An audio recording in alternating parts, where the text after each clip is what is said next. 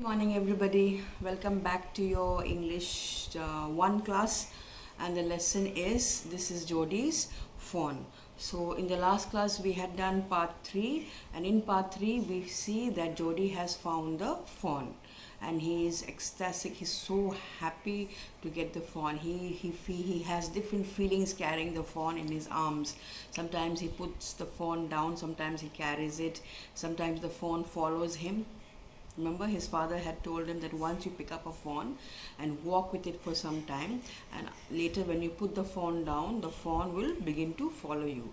And did the phone do that? Did the phone follow Jodi? Yes, it did, but it could not walk straight. It was shaking, its legs were shaking. Maybe because it was still too young, maybe because it was hungry. Yes, it was hungry the whole night, so maybe it had no strength to walk. And because Jodi found that it was not able to walk, he picked him up in his arms.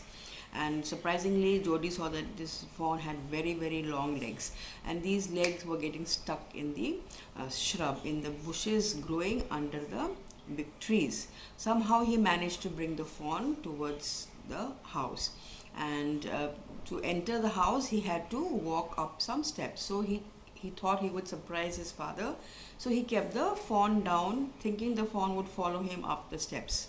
But the fawn did not follow him. Why? Because maybe the fawn could not follow him. It had not yet learned how to climb up steps. So Jodi had to pick up the fawn, and then Jodi went to his father's room, who was laying on the bed resting. And then he told his father, "Pa, look." Okay, till there we had done the last class. So today I'm going to continue and finish this lesson, the text that is, and I've also give a short explanation for each question, that is comprehension check and working with the text. You have these questions of the textual questions you have, and moreover I'm giving you also separate questions which are life skills, which are based on your knowledge of the lesson. Not exactly from the lesson. It's not about Jodi, not about Penny. It's about life. It's about animals, all those kinds of questions which are out of the book. So those questions also we need to practice, and we have to also complete the textual questions. So these two, comprehension check and working with the text, I have explained it to you at the end of this video, and in the next class I shall be explaining to you working with language. In one video I shall make this working with language. If not video, then maybe we will have a live class for this portion. Okay, I'll let you know in advance about that. Okay then, continue watching the video. Take care. So now Jodi has reached home. Okay, and before entering his house, he picked the fawn up and went to his father. Then he saw Penny lay with eyes closed. Till there we had done in the last class. Jodi called, "Pa, look." Penny turned his head. Jodi stood beside him. The fawn clutched hard against him. It seemed to Penny that the boy's eyes were as bright as the fawn's. He said, "I'm glad you found him." So now Penny had a look at his son and at the fawn which Jodi was holding, clutching very, very hard. Clutching hard means holding very hard against his own body. And his eyes were as bright as the fawn's eyes. This is what Penny noticed about his son and his eyes. And he said, "I'm happy, I'm glad that you have found the fawn." Jodi then went to the kitchen. The fawn wobbled after him. Now Jodi put the fawn down and Jodi went towards the kitchen. And this fawn also wobbled. Wobbled means not being able to walk straight, with legs shaking. He had not yet, the fawn was very, very hungry, had not maybe drunk milk for more than a day, and so it was quite weak. And moreover, it was just a baby. So it wobbled, walking with shaky feet or shaky legs. He walked to follow Jodi. A pan of morning's milk stood in the kitchen safe. So there was milk which had been boiled and lying on the tabletop.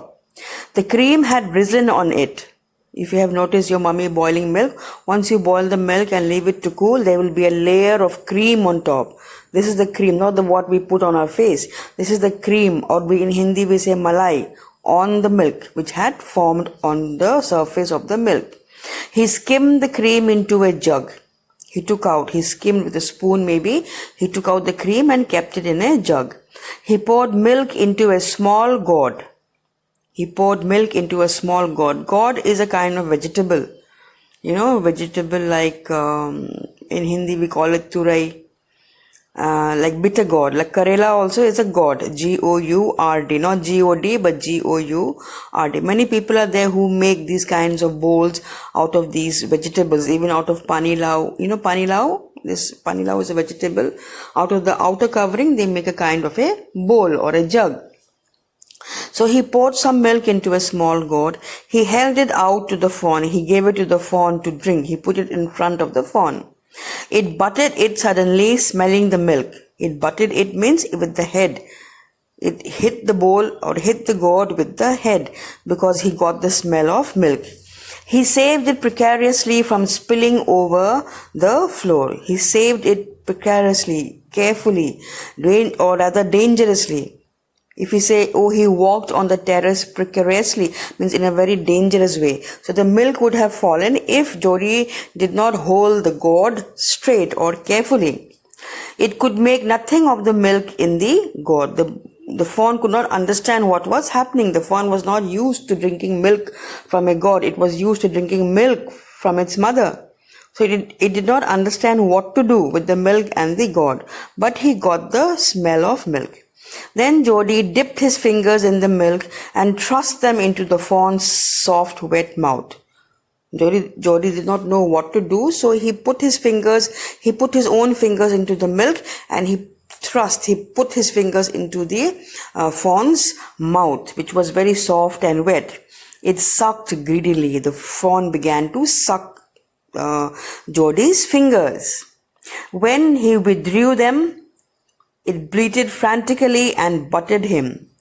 When Jodi took out his fingers from the fawn's mouth, it began to bleat frantically like somebody was killing him. It began to bleat, make sounds, and butted him, began to hit Jodi with his head. He dipped his fingers again, and as the fawn sucked, he lowered them slowly into the milk. So he dipped his fingers again into the milk. He, as in Jodi, he dipped his fingers into the milk. And again he followed the same procedure of putting his fingers into the fawn's mouth, and the fawn sucked very, very greedily. And in this way, very, very slowly, very, very quietly, he brought his fingers down. He did not take out his fingers at this moment. He just pulled his fingers downwards, and the fawn followed the fingers with his mouth. And Jodi came to the milk and put his fingers into the milk, into that gourd of milk, trying to bring the fawn's mouth to the bowl. So it was Jodi's trick to make the fawn drink from the bowl. Let's see what happens next. Then the fawn blew and sucked and snorted. When Jodi brought his fingers to the milk, then the fawn began to suck the milk, and then it began to also suck and snorted. Snorted means making some sounds from the nose. Maybe his nose was going into the milk, and maybe he was getting irritated by that milk on his nose, so he began to snort. It stamped its small hoofs impatiently. It was becoming very, very impatient. Don't forget, it was starving. It was very, very hungry. So it was unable to drink the milk. So it began to stamp its small hoofs impatiently. As long as he held his fingers below the level of the milk, the fawn was content. So the moment Jodi took out his fingers, the fawn was not able to drink the milk. But the moment Jodi put his fingers back into the milk, the fawn began to suck the milk through the fingers. He put his mouth on Jodi's fingers, which was immersed, which was inside the milk, and he began to suck the milk. The fawn was content, satisfied. Content means satisfied. It closed its eyes dreamily. It was enjoying the milk. It closed its eyes. It was ecstasy to feel its tongue against his hand. Its small tail flicked back and forth. The last of the milk vanished in a swirl of foam and gurgling. So now the milk began to disappear slowly, and because the fawn had learned how to suck up the milk, and its tail also was flicking from side to side. Its small little tail, if you can see in the picture, his tail is very, very small, so it began to move its tail, like you see a puppy flicking or wagging its tail. In the same way, this fawn also was flicking its tail. We don't call it wagging, or we call it wagging only for dogs, but not for this fawn. And in a while, slowly, the last of the milk vanished in a swirl of foam and gurgling. Gurgling means the sound that comes when you, if you take water in a sink, and when the last of the water is going down into the hole, it makes a gurgling sound. So the milk finished in this manner.